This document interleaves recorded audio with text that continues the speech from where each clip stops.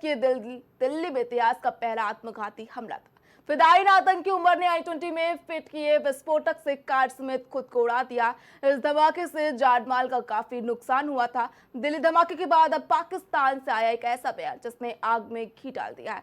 PoK के पूर्व प्रधानमंत्री चौधरी अनवारुल हक ने खुलेआम भारत पर हमले का श्रेय लेते हुए कहा, लाल किले से लेकर कश्मीर के जंगलों तक हमने भारत को मारा। जी हाँ, ये बयान सिर्फ उकसावे वाला नहीं बल्कि आतंकवाद को राजनीतिक मंच से मिली खुली पैरवी का सबूत माना जा रहा है।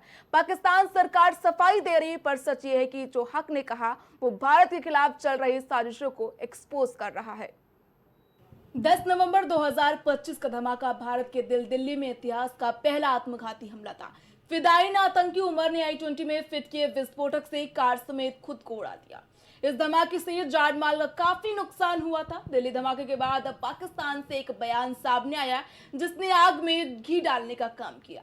पीओके के पूर्व प्रधानमंत्री चौधरी अनवारुल हक ने खुलेआम भारत पर हमले का श्रेय लेते हुए कहा, लाल किले से लेकर कश्मीर के जंगलों तक हमने भारत को मारा। जी हाँ, ये बयान सिर्फ उकसावे वाला नहीं बल्कि आतंकवाद को राजनीतिक मंच से मिली खुली पैरवी का सबूत माना जा रहा है। पाकिस्तान सरकार सफाई दे रही है, पर सच ये है कि हक ने जो कहा भारत के खिलाफ चल रही साजिशों को एक्सपोज करना है। तो कजिया कश्मीर के हवाले से भी मालिक ने मेरे पे कर्म किया। जो स्टेटस को मुझे मिला मैंने उसमें कोई कमी नहीं आने दी।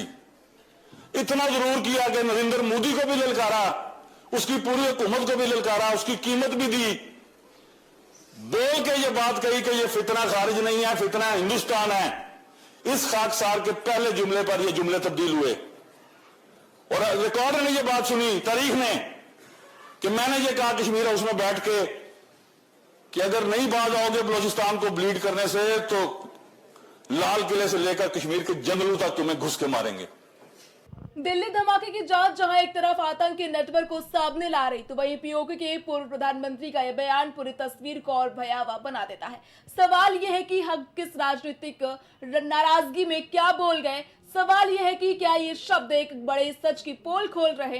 पाकिस्तान सरकार सफाई देती रहे, लेकिन बयान उस सोच को उजागर करता है जो वर्षों से भारत को निशाना बनाती आई है। अब नजरें सुरक्षा एजेंसियों की अगली कार्रवाई और दिल्ली धमाके की जांच की अंतिम रिपोर्ट पर होगी।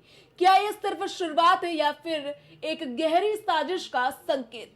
लेकिन इस हमले में अगर पाकिस्तान का दूर दूर तक कोई भी हाथ होगा तो इसका अंजाम भुगतने के लिए मुल्क तैयार रहे।